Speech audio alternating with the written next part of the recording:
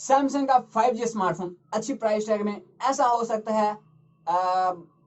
सोच रहे हो ना क्या सैमसंग मोबाइल फोन एक्सपेंसिव होते हैं, तो वीडियो पूरी देखो, सब पता लग जाए।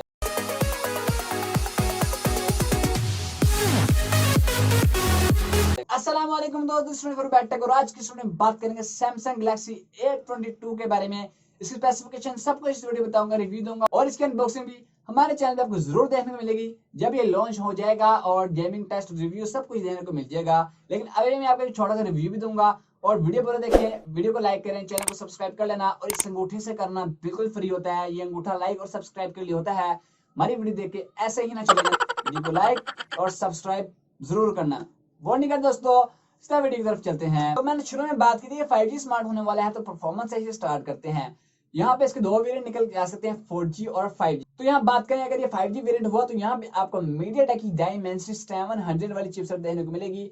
इतनी बुरी चिपसेट नहीं, काफी अच्छी है। और कॉल ऑफ ड्यूटी यहाँ पे मीडियम सेटिंग में खेल पाएंगे, आपको बता दो। लेकिन PUBG वगैरह आप HD सेटिंग में खेल पाएंगे आराम से। और ये जो चिपसेट है 5G है, और मैं कह सकता हूँ कि अच्छी प्राइस टैग में लॉन्च करने के लिए सैमसंग और मीडियाटेक की चिपसेट लगानी पड़ी है। आपको पहले बता दूं, बट अगर 4G वेरिएंट लॉन्च होता है उसके लिए यहाँ पे P95 चिपसेट देखने को मिल सकती है मीडियाटेक की, या फिर आपको स्नैपड्रैगन 720 चिपसेट देखने को मिल सकती है। आपका इस मोबाइल फोन के बारे में क्या ओपिनियन है, किस प्राइस टैग में लॉन्च होगा, मुझे बता दें। आगे जाके मैं अपनी ओपिनियन से बताऊंगा इसकी प्राइस क्या निकल के आने वाली है। तो परफॉर्मेंस वाइज मोबाइल फोन काफी अच्छा लगा प्राइस के लिहाज से। तो आपका सैमसंग गैलेक्सी A22 बाय करेंगे अगर 5G स्मार्टफोन और अच्छी प्राइस टैग लॉन्च हो जाए, तो अभी से मुझे कमेंट जरूर बता दें। इसलिए अगर डिस्प्ले सेट की बात करूं दोस्तों, मैंने आपको बताया कि ये जो स्मार्टफोन है एक अच्छे प्राइस टैग में लॉन्च किया जाएगा।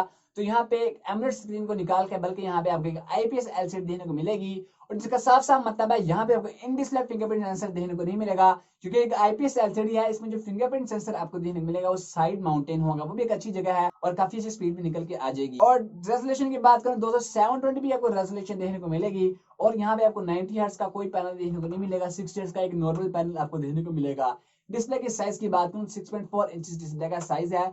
तो अब लोग कह रहे हैं अगर सैमसंग और एमोलेड स्क्रीन प्रोवाइड नहीं कर रहा तो ठीक है, क्योंकि IPS LCD प्रोवाइड कर दी है, बस प्राइस अच्छी कर लें तो ये एक बजट स्मार्टफोन मैं कह सकता हूँ रहेगा। बैटरी सेट की बात करें तो यहाँ जो लीक्स निकल के आ चुकी हैं, 4000 mAh तक की बैटरी देखने को मिलेगी।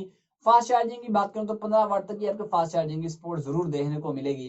तो बैटरी साइड से भी ठीक है, बट अगर 5000 mAh तक की बड़ी बैटरी का साइज लगा देते तो मैं कह सकता था कि यार ठीक है, बस 4000 भी ठीक है, लेकिन 5000 mAh थोड़ा ज्यादा होता, क्योंकि PUBG वाला लोग बहुत खेलते हैं तो बैटरी बहुत जल्दी ड्रेन होती है सबकी। तो 4000 mAh भी बैटरी ठीक है। वैसे आप क्या कहते हैं इसकी बैटरी के बारे में, वो मुझे कमेंट में जरूर बताना। कैमरे साइड यार बहुत ज्यादा पूछते हैं कि यार सस्ता मोबाइल और कैमरा हो, तो यार इसके बारे में कौन नहीं पूछता। अगर कैमरे साइड की बात करें दोस्तों, बैक साइड अभी जो लीक्स निकल के आ रही हैं, 48 मेगापिक्सल का मेन सेंसर देखने को मिलेगा। लेकिन कुछ लीक्स ये भी हैं कि आपको बैक साइड पे 13 मेगापिक्सल का एक मेन कैमरा देखने को मिलेगा। लेकिन जो मुझे लगता है बैक साइड में 48 मेगापिक्सल का एक कैमरा देखने को मिलेगा, और 8 मेगापिक्सल का अल्ट्रा वाइड एंगल लेंस देखने को मिलेगा, 2 मेगापिक्सल का डेप्थ सेंसर और 2 मेगापिक्सल का मैक्रो सेंसर देखने को मिलेगा। ये 1.5 साल के कैमरा है, 2 मेगापिक्सल के, मैं इनको नहीं मानता। फ्रंट साइड पर सेल्फी कैमरा की बात करें तो यहाँ से लीक्स निकल के आ रहे हैं, 13 मेगापिक्सल का एक सेल्फी कैमरा देखने को मिलेगा। स्लो मोशन में शूट कर पाएंगे 960 FPS में, 720 में, और यहाँ पे आप 1080p तक की वीडियो शूट कर पाएंगे। अगर वेरिएंट की बात करूं तो यहाँ पे आपको 4GB 64GB वाला वेरिएंट देखने को मिल सकता है, एंड 4GB 128GB वाला वेरिएंट देखने को मिल सकता है। आउट ऑफ द बॉक्स दोस्तों Android 11 की आपको सपोर्ट जरूर देखने को मिलेगी। अगर प्राइस की बात करूं, जो मुझे लगता है पाकिस्तान में इसकी एक्सपेक्टेड प्राइस है वो 30 से 32,000 निकल की आ रही है अभी तक। 32 बस, ज्यादा इससे नहीं होनी चाहिए। अगर इस प्राइस टैग में लॉन्च हो जाए तो वैल्यू फॉर मनी में कह सकता हूँ, क्योंकि अभी तक 5G स्मार्टफोन पाकिस्तान में मुझे लगता है कि इससे नीचे वाली प्राइस टैग में नहीं आया। लेकिन अगर पोको वगैरह, Xiaomi वगैरह इससे अच्छी प्राइस टैग में कोई मोबाइल फोन बाय कर लॉन्च करते हैं तो उनको बाय कर लेना आप। लेकिन अभी तक जो सैमसंग A22 मेरे ख्याल से पहला 5G होगा जिस प्राइस टैग में लॉन्च होगा।